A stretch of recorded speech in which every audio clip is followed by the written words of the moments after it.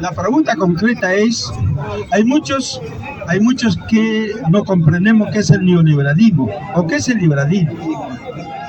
La pregunta, para entrar en eso, yo quisiera primero argumentar, alguien podría argumentar lo que es el liberalismo, el neoliberalismo, argumentar.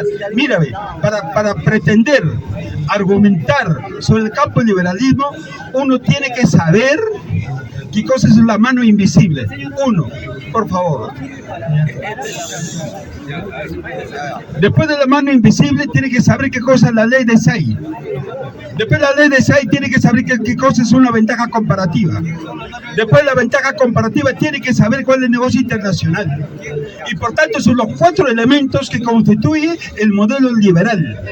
Y por tanto, tenemos que saber eso. Y si quiero repetir, quiero discutir sobre el capitalismo, debo de saber las escuelas económicas, que es la escuela marxista, la escuela austríaca, la escuela schumpeteriana, la escuela conductista. Ya tengo que saber.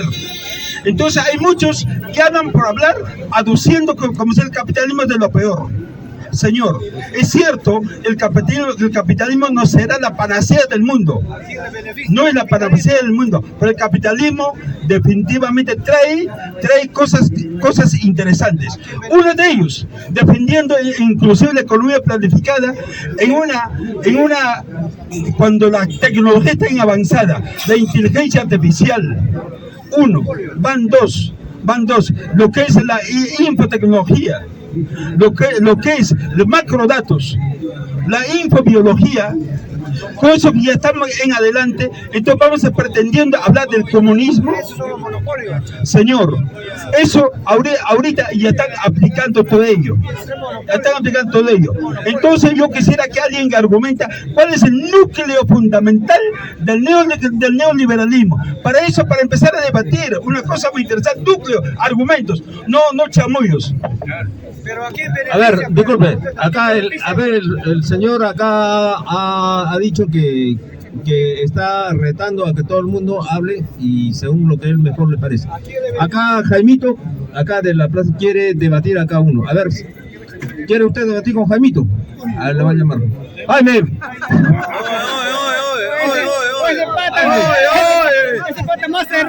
No, es una versión de Jaime. A ver. Se cierra en una.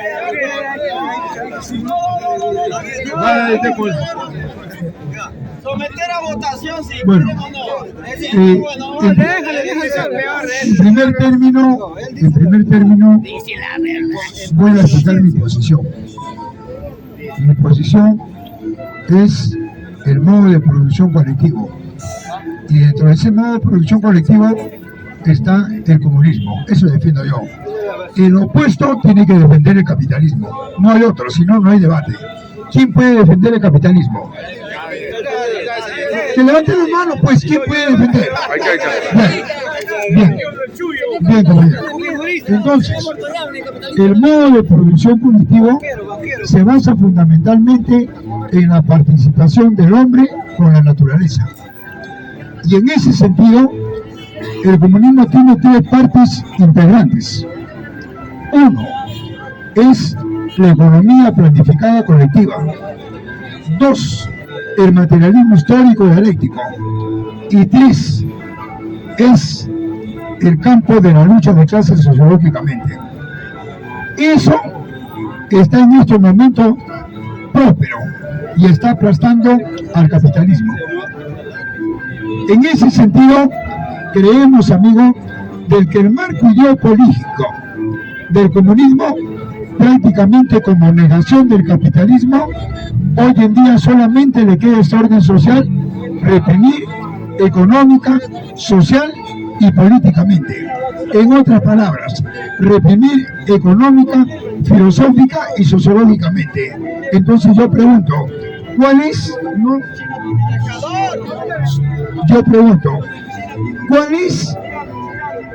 la contradicción de lo que hoy día ha prosperado en el mundo? ¿Cuál sería eso ya para entrar al campo ya más nítido de la conversación? A ver, el señor que está defendiendo el capitalismo. Señor, Señor banquero. cuando pretendemos hablar de economía tenemos que hablar desde el ángulo económico. Banquero. ¿Ya? Cuando pretendemos hablar del campo sociológico tenemos que hablar del ángulo sociológico, porque no vamos a mezclar pan con chicharrón. No, ya no vamos a mezclar. Si quiere hablar el señor de economía, vamos a hablar de economía pura. Y yo quiero preguntar al señor muchas cosas. Ya, muchas cosas. Pues, entonces la pregunta concreta del señor es muy interesante lo que me está diciendo el señor. Yo le pregunto al señor, el señor defiende al comunismo, al marxismo, muy bien. Yo defiendo al liberalismo, ok. Yo le pregunto al señor, ¿se defiende al marxismo? Yo quisiera que me diga cuál es la lectura referente a las preguntas que estoy formulando. ¿Cuál es el argumento, el núcleo fundamental del liberalismo? Yo quisiera que me diga, ¿por qué razones? Pero si yo quiero saber sobre la biología del organismo, la biología molecular, yo inmediatamente debo saber qué es el gen. Si no sé lo que es el gen, ¿cómo voy a pretender hablar sobre la biología molecular? Otra cosa más, si yo quiero saber de la materia, debo saber los átomos y las partículas. Si no sé eso, ¿cómo voy a hablar de la materia? Si quiero saber, ejemplo, de la inteligencia artificial, o quiero saber sobre la base de la computación, debo saber qué cosas son los algoritmos. Y por tanto, yo quisiera para preguntarse, yo quiero que me diga cuál es el argumento sólido, el núcleo fundamental del liberalismo. Eso es más que me diga. Al grano, la propiedad privada. Yo defiendo lo colectivo. Marx dice que el socialismo no es anticapitalista. Marx dice que el socialismo es postcapitalismo. Pero al mismo tiempo Marx dice que el capitalismo es anticapitalista porque se basa en la propiedad privada. En cambio, un partido comunista en un país, lo primero que hace es industrializarlo, pero lo industrializa bajo el marco colectivo. En cambio, el capitalismo lo hace en el marco privado. 2. Marx, cuando habla del capital real, es que refuta el capital nominal. ¿Por qué? Porque hoy día el mismo capitalismo está creando su crisis en función de sus contradicciones internas. 2. Amigo, hay que recordar que las 3 fuentes que el marxismo lo hace es refutando al capitalismo. Son 3 fuentes, no es una fuente. La primera es la economía que acabo de estar explicando. La segunda fuente es el materialismo histórico y dialéctico. Nadie en el mundo puede refutar el materialismo histórico y dialéctico. Y la tercera fuente es la lucha de clases. Es decir, que en el mundo entero solamente hay 2 clases sociales. Una, que es la mayoría, la comunista, y la otra, que es la minoría y la capitalista. ¿Quién la va perdiendo? Las grandes minorías. ¿Y quién la va ganando? Las grandes mayorías. Por esas razones, creemos, amigo, que el sistema capitalista no puede contradecir al comunismo, ni en economía, ni en filosofía, ni en sociología. A ver, le damos 5 minutos a... Señores, no hay debate. Disculpe, no hay debate. La cosa, yo he preguntado formalmente, ¿cuál es el ángulo, la parte sustancial del liberalismo? Ya, yo lo voy a decir, señor, liberalismo, para saber eso tenemos que saber lo que es la ley del SEI. Ya. O sea, tenemos que saber lo que es las ventajas comparativas. Tenemos que saber lo que es el negocio internacional. Tenemos que saber qué cosa es la mano invisible. Si no sabemos eso, ¿cómo vamos a pretender discutir otra cosa? Entonces no hay debate, señores. Disculpen, me retiro. Chao. Ya, se va. Chao. Así es, mi amigo, así es. No puede, compañero. Pero no me debates, no me respondes. Bien, compañero. Bien, amigo. Miren, compañeros. ¿Saben qué, amigo? Miren, señor. A ver, vamos a ver la bolsa. Miren, compañero. Miren, compañero. ¿Sabe qué? ¿Sabe qué, compañero? Adam Smith. 2. Keynes. A ver, 3. Milton Friedman. Y ahora, últimamente, Von Hayek. Los 4 se basan en la propiedad privada. Los 4. El mercantilismo, el libre mercado, el neoliberalismo, el proteccionismo, etcétera, todo eso se basa en la propiedad privada. ¿Y cuál es lo opuesto? La economía colectiva. Ahí están los dos opuestos. Ahora, que entremos profundamente, a ver, compañero, podemos hacerlo de una manera profunda. Por eso yo hablé del valor real y del valor nominal. Yo hablé. Y ahora, para eso es que para insultar si son campeones, para eso, amigo. Entonces, amigo, por eso es que cuando yo llegué acá, yo no soy una persona que opino, sino que debato. Y para debatir hay dos posiciones opuestas. Hasta ahora en el mundo nadie puede rebatir el comunismo, ni en filosofía, ni en economía, ni en sociología. No puedes. Podrás insultar, gritar, pero no, compañero. Amigo, bien, ¿alguna pregunta de repente, no, compañero? ¿Alguna participación? Sí, compañero. Pero no insultar, ¿eh? Debatir, compañero, ¿ya? Bien. Bueno,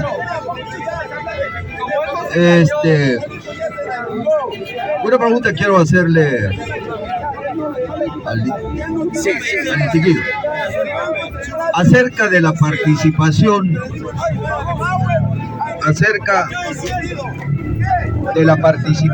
de las elecciones de los comunistas en el Parlamento burgués. En su libro de Lenin, La enfermedad infantil del izquierdismo comunista, específicamente en el capítulo que dice ¿pueden participar en un parlamento burgués los comunistas? Entonces Lenin dice, Lenin dijo,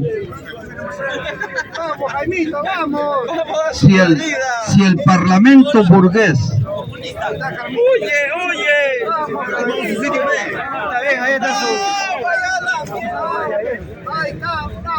miren, por si acaso, no defiendo yo el comunismo, por si acaso, ya, pero quiero preguntarle al maestro. En su libro de Lenin, La enfermedad infantil del izquierdismo comunista, dice, específicamente en el capítulo de que si puede participar los comunistas en el parlamento burgués, Lenin dice que si el parlamento burgués no ha caducado, obligatoriamente los comunistas pueden participar en las elecciones del parlamento burgués. Acá está. Cretinismo parlamentario. Ahí está. Bien. Y no dice lo que usted dice. Mira, Lenin, antes de la Revolución Rusa, él bajaba a las bases. Y había sectores que le pedían participar a las dumas zaristas. Y Lenin, para enseñar al mundo entero qué son las elecciones y jamás se participa, Lenin participa en las elecciones, pero no porque tenía cabeza de ánfora, sino Lenin participa en las elecciones para demostrarle al mundo que no se debe participar. Y dicho y hecho, Lenin saca 8 soviets en las dumas zaristas, 8 congresistas, y los 8 soviets comenzaron a hablar a favor del movimiento popular, a favor de la revolución. ¿Qué hizo el zarismo? A los 8 los llevó a Siberia y los fusiló. Eso le valió a Lenin para sacar esa gran obra, Cretinismo Parlamentario, donde ahí Lenin dice: no hay que ser demasiado tontos ni demasiado bribones, creyendo que con las elecciones vamos a desarrollar el país. Y la historia le está dando la razón. La historia de todos los países del mundo le dan la razón a Lenin. Ahí está. ¿Qué pasó con Salvador Allende? ¿Qué pasó con Omar Torrijos?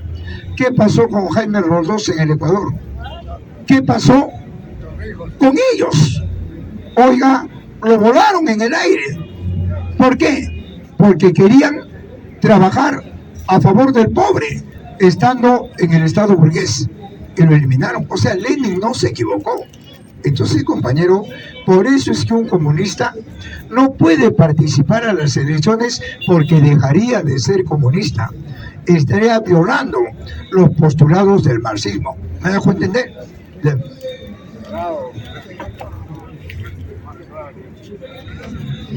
Bueno, en primer lugar, cuando he analizado el libro La enfermedad infantil del izquierdismo comunista,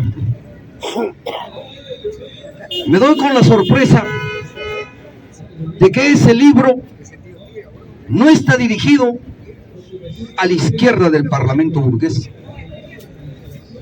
sino a la Tercera Internacional. En la Tercera Internacional era un conjunto de partidos comunistas de todo el mundo, pero había dos posiciones: el comunismo de derecha y el comunismo de izquierda.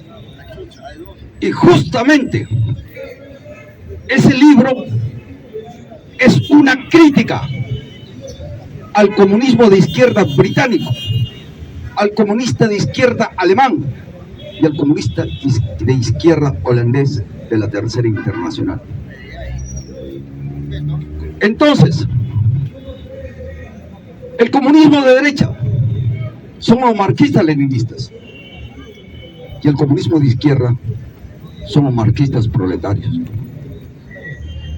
El comunismo de derecha son los seguidores de Lenin, y el comunismo de izquierda no son seguidores de Lenin.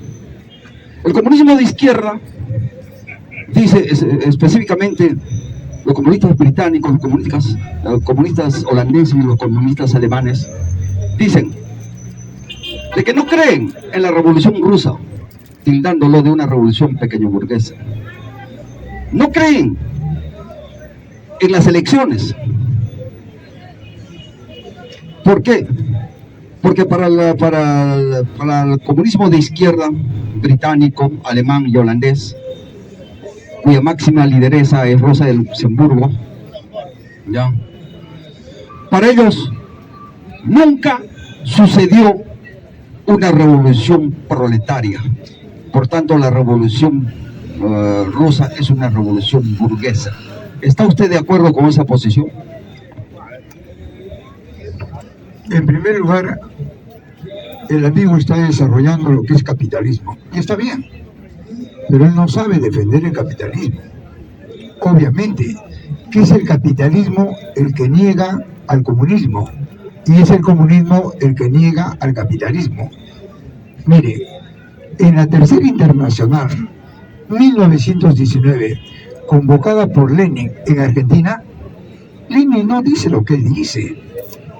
Lenin dijo que uno de los requisitos principales para la Tercera Internacional, que los que iban a participar tenían que ser partidos comunistas, proletarios. Luxemburgo, ¿qué dice? Luxemburgo desarrolló, o es marxista, ortodoxo o heterodoxo. ¿Qué es Luxemburgo? Mucho cuidado, amigo, que hay que saber leer. 2. La izquierda nace con el marxismo, con el comunismo. La izquierda nace con Maximiliano de Robespierre. La izquierda nace en el Parlamento burgués francés defendiendo la propiedad privada y es la que desarrolla el capitalismo. ¿De qué estamos hablando? Entonces, compañero, hay que saber defender el capitalismo. Entonces, en ese sentido, creemos, amigo, que el marxismo, el amigo lo tiene que definir. Si es ortodoxo o heterodoxo, o qué cosa es. Porque yo tengo una definición concreta de lo que es el marxismo. Una cosa es Marx y otra cosa es el marxismo. Bueno, yo hablo porque he leído. O sea, quiere decir que lo que he leído está mal. Y no solamente he leído, sino a los comentaristas de ese libro, La enfermedad infantil del izquierdismo comunista, como dice su misma palabra, izquierdismo comunista. Y si hay izquierda comunista es porque hay derecha comunista, o me equivoco. El amigo piensa que yo no sé de historia. Es verdad, la izquierda nace con la Revolución Francesa, una revolución de 1889, donde no fue derrocado el rey de Francia. No fue derrocado. Y muchos creen que con la Revolución Francesa se derrocó el rey. No. En 1889, con la toma de la Bastilla, los burgos entran al poder, no para derrocar al rey, sino para discutir cómo debe gobernar el rey. Por eso que se formaron dos posiciones en la Asamblea Constituyente: la izquierda y la derecha. La derecha de los burgos, que defendían la monarquía constitucional, y la izquierda, que defendían la república democrática. Unos querían darle el poder absoluto al rey, y los otros, es decir, la derecha. Y la izquierda proviene de que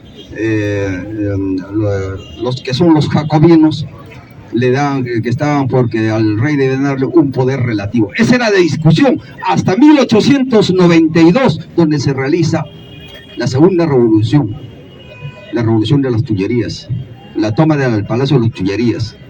Tampoco lo derrocaron al rey. Entonces, ¿cuándo lo mandan al rey?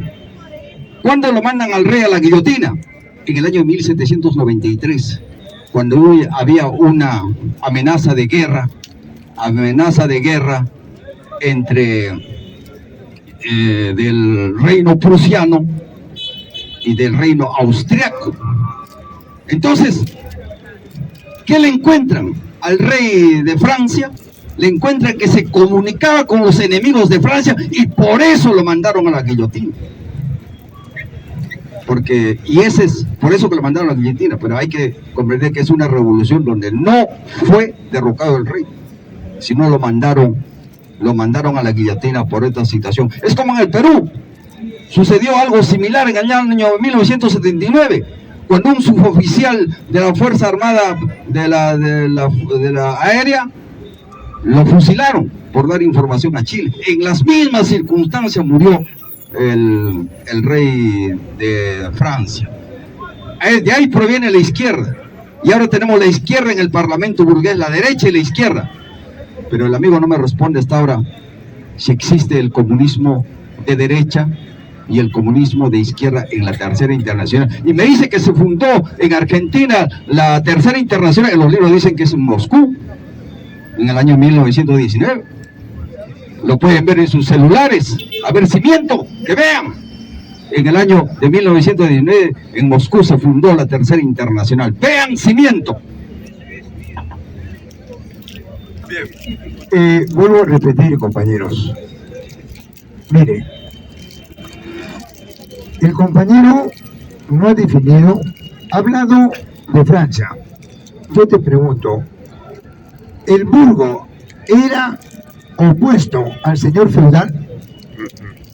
El burgo no era opuesto. Los opuestos dialécticamente en Francia en el feudalismo era siervo, señor feudal. Los burgos no eran una clase, era una capa social intermedia que estaba formado por los grandes profesionales, los grandes intelectos, los grandes comerciantes, y son ellos los que hicieron la revolución burguesa. ¿Para qué? Para desarrollar la industria, donde al siervo lo transformaron en obrero para que venda su fuerza de trabajo a través del dinero. Porque antes, en el feudalismo, era el producto, y antes del producto era el trabajo con la esclavitud. Entonces, esta burguesía de izquierda, que Maximiliano lo denomina en el Parlamento burgués francés, porque a su mano izquierda estaban los jacobinos, esos, los burgos. Entonces, yo pregunto, los burgos desarrollaron capitalismo, la izquierda desarrolla capitalismo, pero en ningún momento Maximiliano dice que la izquierda es comunista. ¿Quién lo dice? Por eso yo le pregunté a las finales de mi posición anterior si el marxismo es ortodoxo o heterodoxo, porque ahí se va a dar cuenta el amigo de lo que está hablando. Bien, compañero. Lo ortodoxo y lo heterodoxo. Lo ortodoxo significa en filosofía seguir a pie de juntillas una posición, y lo heterodoxo, hacer modificaciones. Por eso dice, por ejemplo, a José Carlos Mariátegui lo consideran como un marxista heterodoxo, porque dice José Carlos Mariátegui de que en su libro 7 ensayos de interpretación de la realidad peruana, de que el comunismo es religión. ¿Miento? ¿Alguien dice que miento?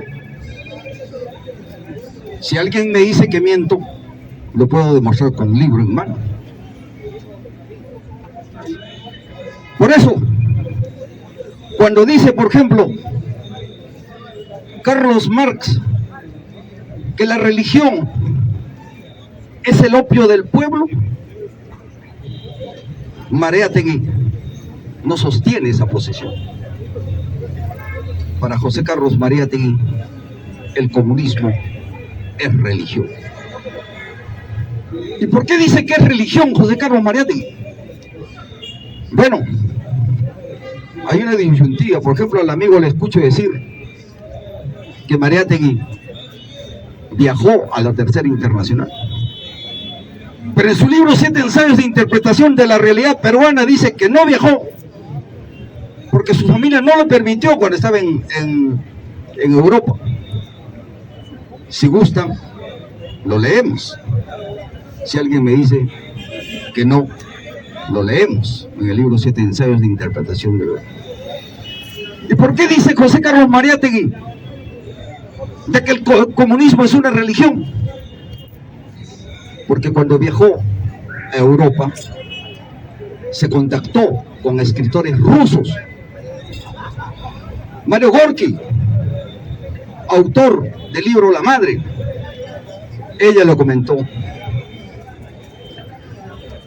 de que ¿dónde se realizan los matrimonios?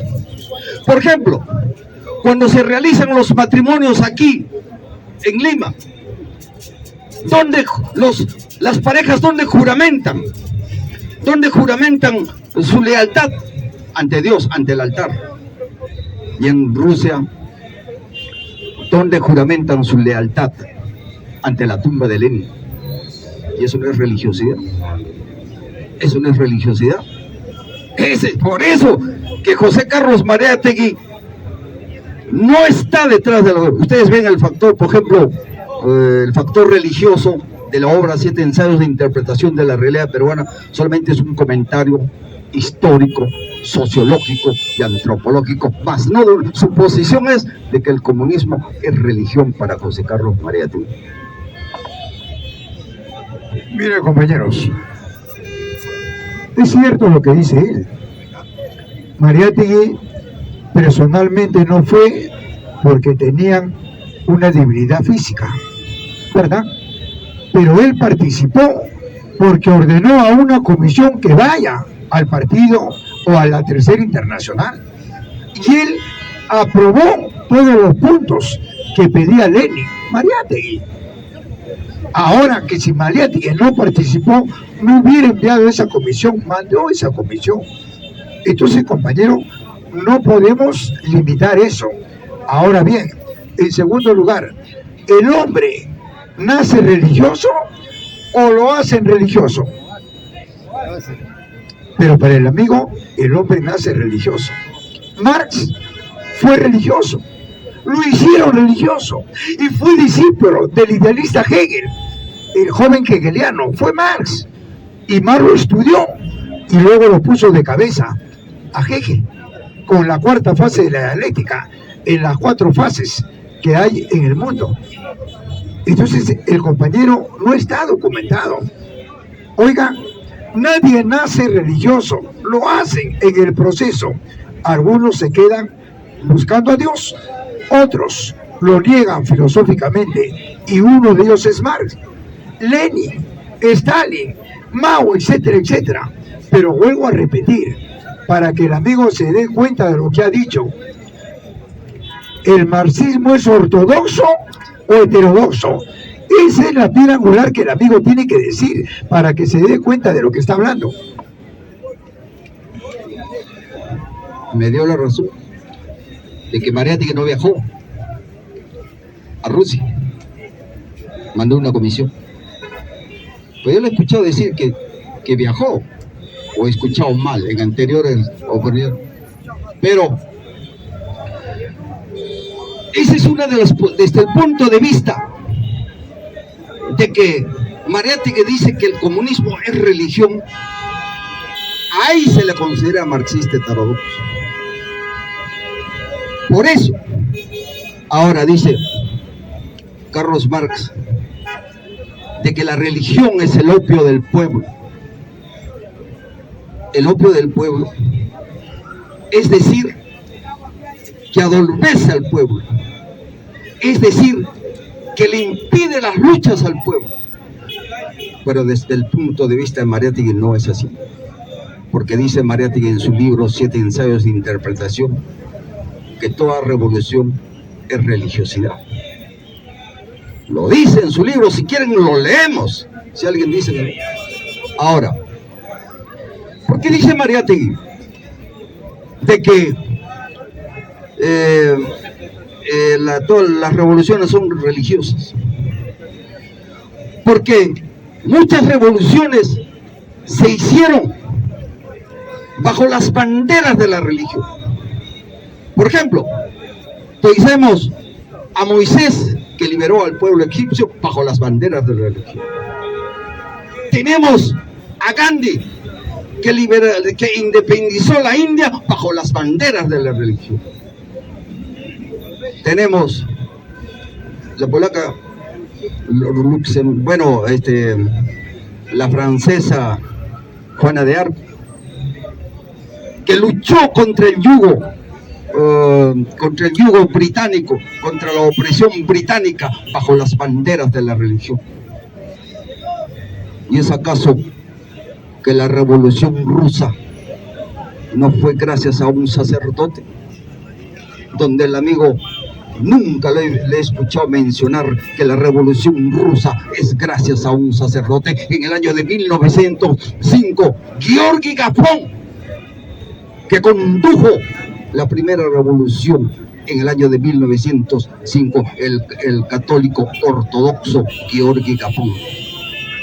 Pero eso, los comunistas, cuando en la historia de las revoluciones de Rusia, nunca lo mencionan a Georgi Gapón. Y en el Perú también se desarrolló luchas bajo las banderas de la religión. Casimiro Schumann, en el pueblo de Ferriñafe, acá hay ferriñafanos, en el año de 1910, cuando condujo la lucha de campesinos. Es por eso que de ese punto de vista, José Carlos Mariátegui no sigue la posición marxista que dice de que la religión es el opio del pueblo. Lo refuta eso. Y por eso que Mariátegui es un marxista heterodoxo. Bien, compañero. Ojo. Quiere decir que para el amigo la revolución de 1905 fue proletaria. No fue proletaria. En primer lugar, si la revolución de 1905 fue proletaria, ¿para qué se hizo la revolución del 19? Entonces la del 19, ¿qué fue? ¿Qué revolución fue? Burguesa. 2. Oiga, si la filosofía del marxismo es la religión, es el fijismo, tendrá que decirme cuál es la negación que él defiende en contra de la concepción divina. Y 3, amigo, el marxismo no es ortodoxo ni heterodoxo. El marxismo es dialéctico. Y ahora bien, así conforme yo lo digo, lo dice Marx, yo le pregunto, ¿qué cosa es lo que niega a la filosofía del comunismo? Y eso es obviamente lo que usted defiende, ¿verdad? Claro. Bien. Son polos opuestos. Lo opuesto al comunismo es el capitalismo. Y lo opuesto al capitalismo es el comunismo. Pero hay que recalcar, ¿por qué defiendo el capitalismo? Porque el capitalismo ha salvado a la población del socialismo en su gran crisis. ¿Por qué? ¿Por qué, por ejemplo, cayó la Unión Soviética? ¿Por qué cayó la Unión Soviética? ¿Ah? Entonces, a eso estamos cayendo. ¿Ya? Por ejemplo, una de las razones por que cayó el socialismo en la Unión Soviética fue por el colectivismo agrario. Claro. Ya. Compañero, estamos en el terreno filosófico. El amigo dice, no, que el marco filosófico del comunismo es la religión. Y ha mencionado a Mariátegui, etc. Y ha nombrado a un religioso en 1905. Bien, yo pregunto, ¿cuál es su negación de la concepción divina que él defiende? El materialismo. Esa es la concepción. Ahora él defiende a Marx. Ahora él defiende a Lenin. Ahora él defiende el comunismo. Ahora dice que no. Total, yo no lo entiendo. Porque ya ha dicho que yo defiendo la religión. Porque lo dice el religioso y lo dice Mariátegui. Entonces yo por lógica entiendo que él defiende el materialismo. Y si dice que no, entonces yo le pregunto, ¿cuál es esa tercera posición filosófica que no es idealista ni materialista? ¿Quién es ese filósofo? No existe esa tercera opción. Pero como digo, ya, no existe. Pero, ¿qué comentario le merece al decir que José Carlos Mariátegui que el comunismo es religión? ¿Qué comentario le revés? Ya ha dicho que el amigo no tiene posición.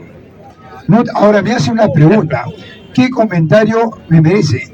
Oiga, vuelvo a repetir, y ya lo dije, nadie nace religioso, nadie nace materialista. Es el proceso histórico de la historia la que da a entender. Oiga, pero no he terminado. Por lo tanto, en el proceso, oiga, a nosotros nos hicieron creyentes. Mariátegui, y aquí no lo han hecho religioso, pero no hemos nacido religiosos. Y en el proceso hemos dado un viraje. Obviamente que no todos, pero hay hombres que han aportado al materialismo. Y eso es lo que está en debate. No es, amigo, por ejemplo, a mí me hicieron religioso, ahora ya no lo soy. Y eso es lo que ha pasado con Marx. A Marx lo hicieron religioso, y Marx estudió a los grandes filósofos y lo puso de cabeza. Me dejo entender, pero no es que porque te hicieron religioso tú ya eres religioso para toda tu vida. No es así. Es en el proceso, de acuerdo a las ciencias sociales, como uno va adecuándose, bien a la minoría o bien a la mayoría. Entonces yo hasta ahora quiero saber, ya dijo el amigo, que no hay una tercera posición. Entonces yo le vuelvo a preguntar, si no hay una tercera posición, ¿qué defiende? ¿El materialismo o el idealismo?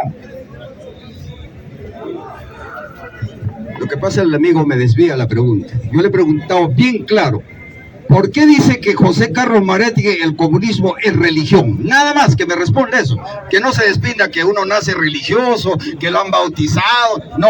¿Por qué dice que José Carlos que el comunismo es religión? Eso es lo que dices tú.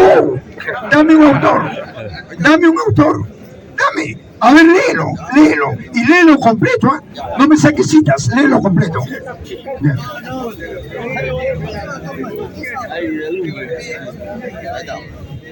Vamos a leer. Léelo. Dice que la empresa de la revolución requiere religiosidad. Pero eso no desvirtúa el socialismo. Eso no lo desvirtúa. Él trata de desvirtuarlo. Bien, ahorita vamos a encontrar el texto. Ahí está. De un comienzo.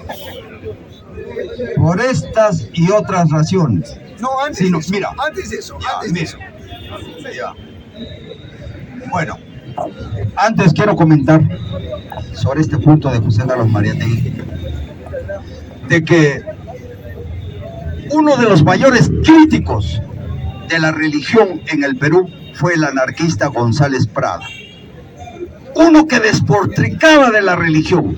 Y voy a leer qué le responde José Carlos Mariátegui a González Prada, ¿ya? Voy a leer. Ya dijo, le responde a González Prada. Mucho claro, cuidado, ¿ah? Claro. Y González Prada no es comunista. Por estas razones, por estas y otras razones, si nos sentimos lejanos de muchas ideas de González Prada, no nos sentimos en cambio lejanos de su espíritu. González Prada se engañaba, por ejemplo, cuando nos predicaba religiosidad.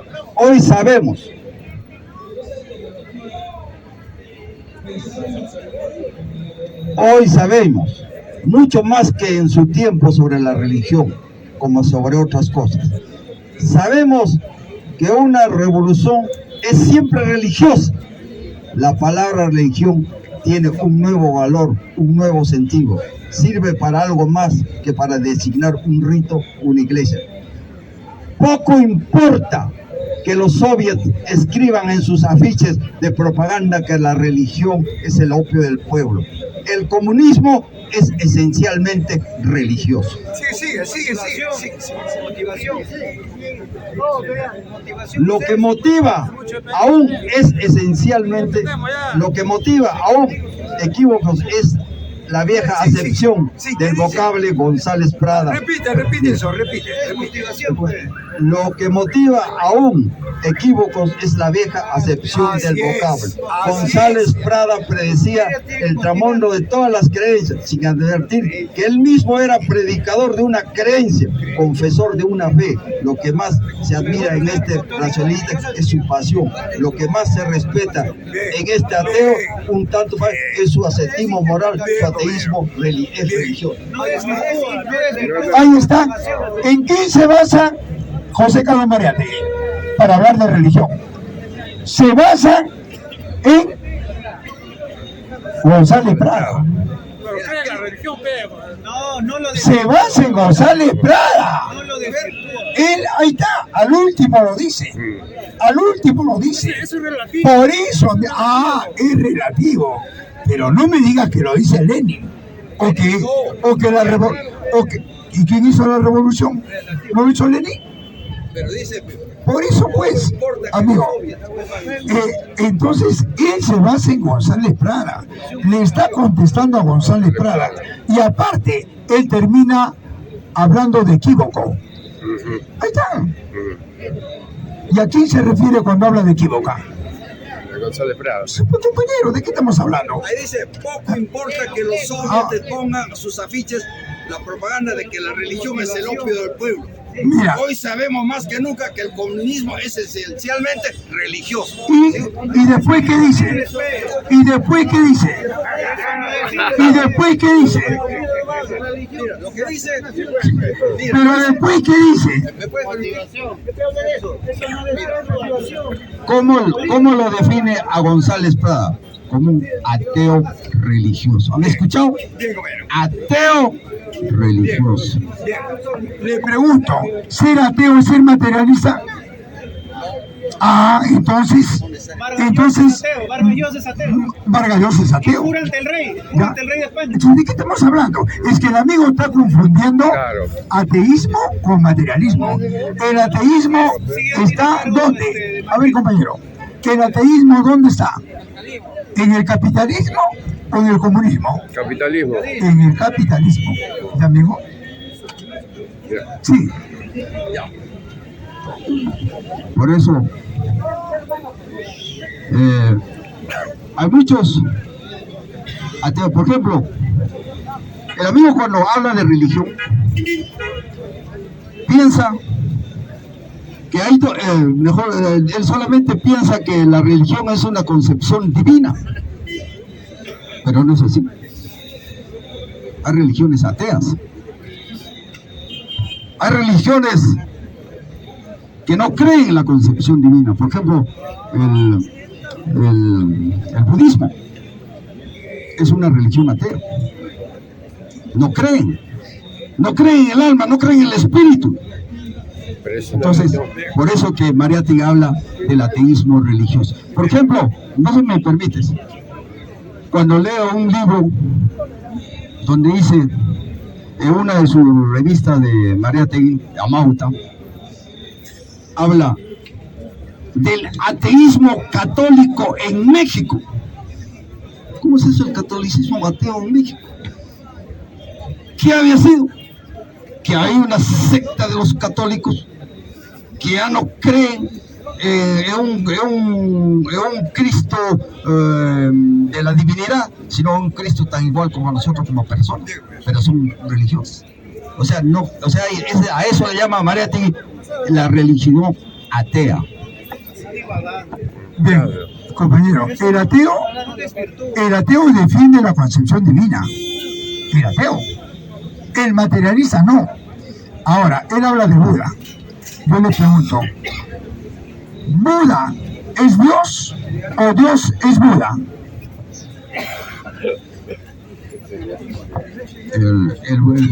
¿Cómo se llama? Dios es como una persona divina. O sea, no es una persona así como tan igual como... O sea, el budismo es el respeto, su concepción y el respeto a sus antepasados. Por eso que habla, pues, Mariátegui del ateísmo religioso. Mira, no, es que, compañero, es que amigo, sí hay que borrar el orden, sí, pues. Mira. No, pues, pero estamos los dos. Mira, amigo, después con él, ¿ya, amigo? Mira, si el pueblo de Buda le dice que él es Dios, ya no es Buda. ¿Sabe por qué? Porque Buda era una persona. Pero tú me dices que Buda es Dios. Si Buda es Dios, ya no es Buda. No existe Buda. Porque el término Dios es un sustantivo abstracto.